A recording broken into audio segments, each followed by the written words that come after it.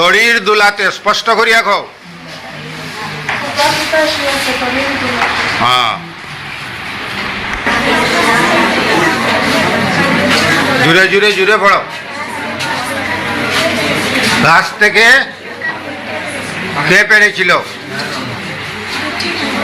দুটি স্পষ্ট করিয়া কও।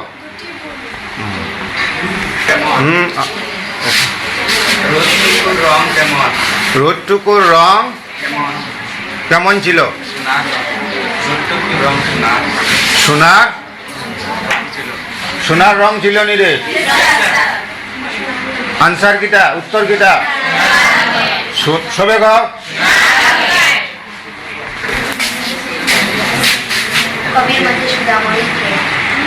এর উপরেরটা রয়েছে রাখাল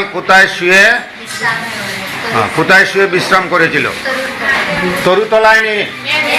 তবে খাও, উত্তর খাও।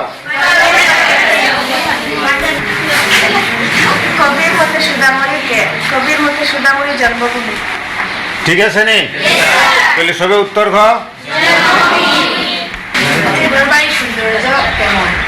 গ্রামের ঘর বাড়িগুলি ছিল মাটি দিয়ে লেপা।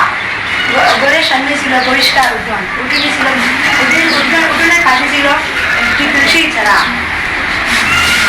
ঘরগুলি বাচ্চা দিয়ে খড়ের তৈরি ছিল চাল।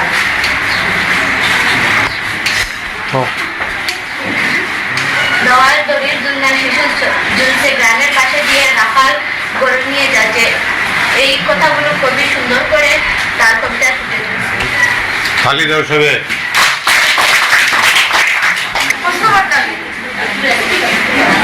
গ্রামের ঘরবাড়ির সৌন্দর্য কেমন? গ্রামের ঘরবাড়ির সৌন্দর্য অপরূপ।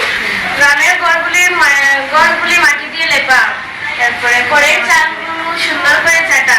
উঠানের সামনে একটা মঞ্চে তুলসীর চারা। দড়ির দুলতে শিশু ঝুলছে।